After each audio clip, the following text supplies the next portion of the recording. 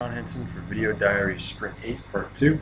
And before we get going to the alarms and collidables, let's just have a quick look at the game object to see all the public classes that game object is inheriting from, which is the inputable, the draw, the updatable, the alarmable, collidable, and terminable, with all of the registers, occurrence scenes, updates, key press, all these being virtual, that the game object the user writes will override when they use game object in their numerous objects.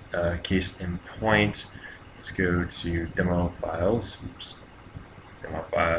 and go to test.go, which is my test.go, which is my game object. So as you can see here, I overwrite the updates, the draw objects, the key press, the key release, all of the game objects that are being used, and also the terminate. Okay, so let's go to alarms real quick and check out that system. So the alarmables I have set up so that you don't need to associate them with a game object. So if the user for some reason just wants an alarm and doesn't want to go through the process of getting a game object completely made up, they can just make an alarmable object and just put that into the scene they are currently working on to track for times. However, if the user wants to also put the alarmable in object, they can. Now then, so the alarmable, this is just the base alarmable that holds all of the alarm cases. I currently have 3, and this also has the dispatch, which holds the alarmable ID, which is a enum,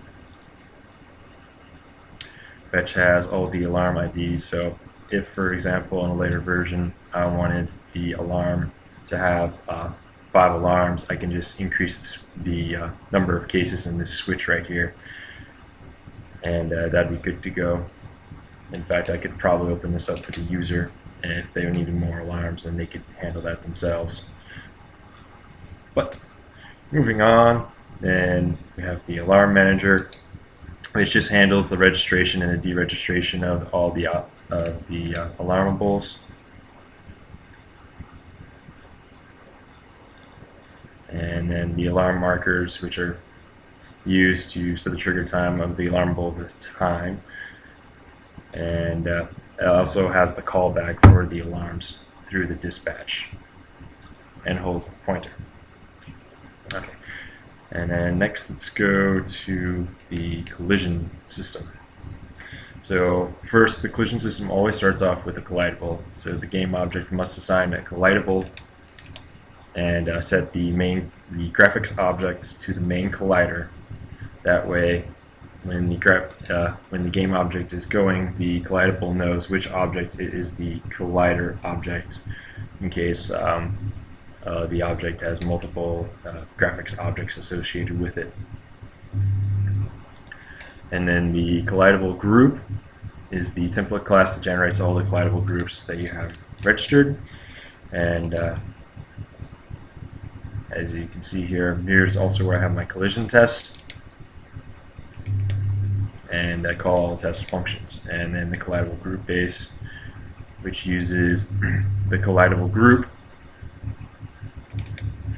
and then collision manager, which handles the registrations and deregistrations and also the processing of the collisions, and also cleanup for all of the items in the registration for collision. And that'll end part 2 of the video diaries.